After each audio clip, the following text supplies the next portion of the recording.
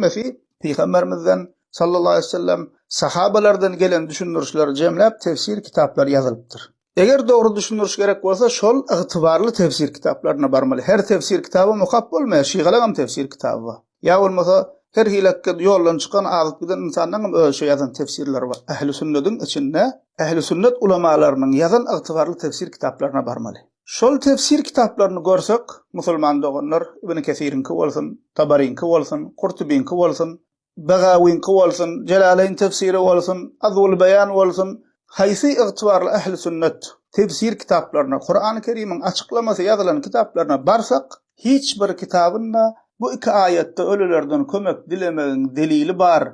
Ya da bu ayetlerde ölülerden kömek dilemeli diýip bir işaret bar diýen ýerler ýok. Ölülerden kömek dilemek bolýar diýip bu iki ayeti delil görkezýän kişiler ýalançydyr. Bu ayetler öz düşünjelerine göre düşünýän kişilerdir. İnsan ölenden soň musulman kapır hemmesi berzah aleminde diri.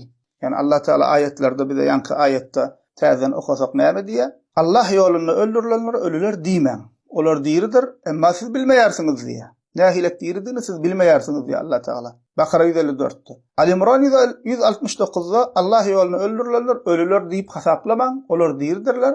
Roblarynyň gatyna rızıklandırılýarlar diye. Yani Allah Teala iki ayette de bize nämen haber berýär? Ölümden soň bir ýaşaýyşyň badygyny. Bu dünýädäki dünýä ölümünden soň, wujud beden ölenden soň bir ýaşaýyşyň badygyny, diriliň badygyny bize haber berýär. Oňa da hemmemiz bilýäs, akide okan, ähli sünnet kitaplaryndan okan her bir musulman, her bir molla bilýär, berzah alemi diýilýär. Berzah aleminde diňe şehitler däl, kapyrlarym diri. Musulman we kapyr hemme kişi dir berzah aleminde, ruhlar aleminde, berzah alemi, musulman kapyr hemmesi diri. Hatta Firavunam kabrına diri musulman doganlar azap çekip ýatyr. Delil nerede? Delil Mü'min surasının 46. ayetinde Allah Teala diýär: "En-naru yu'raduna 'alayha guduwan wa 'ashiyya ve yawma taqumu s-sa'atu adkhilu ala fir'auna ashaddal 'azab."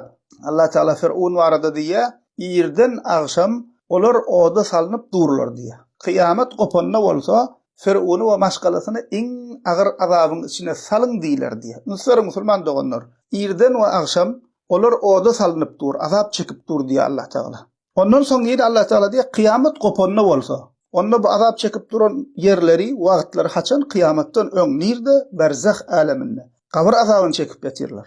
Emma kıyamet gopandan soň Allah Teala näme diýär? Kıyamet gopanna bolsa, Firavun we maşgalasyny iň agyr azabyň içine salyň diýerler diýär. Diýmek musulman doganlar berzah aleminde diňe şehitler däl, kapyrlarym diri, hatta Firavunam diri. Onda soraw ýokçukya. Allah Teala näme üçin bu ayetlerde şehitleri ölüler diýmän diýär. Şehitlere näme üçin ölüler diýmän diýip aýratyn Allah Teala belläp aýdýar. Bu ayetin tefsirinde musulman doganlar alimlerimiz şunu diýerler. İki ayette de Allah Teala bize şehitliğin ähmiyetini, şehitliğin üstünlüğünü ve şehitliğin derejesinin uludugyny ve adati ölüler ýaly dälligini haber berýär. Allah ýolunda söwüşip şehit bolan kişi adati öz ajalyny ölen kişi bilen ölen ýaly däldir. Olara ölü diýilmeýär. Allah ýolunda ölenlere ölü diýilmeýär, şehit diýilýär. Olaryň berzahdaky dirilikleri, berzah aleminde, ruhlar alemindäki ýaşaýyşy adati musulmandan tapawutly. Allah Teala bize şunu ayetlerde haber berýär diýip ulamalarymız aýdýar. Näme üçin bunu Allah Teala aýratyn şey diýip aýdypdyr? Näme üçin bu ayetler gelipdir? Ulamalarymız diýär, çünkü Peygamber sallallahu aleyhi ve sellemin wagtynda haçanna sahabalar Bedir savaşynda, Uhud savaşynda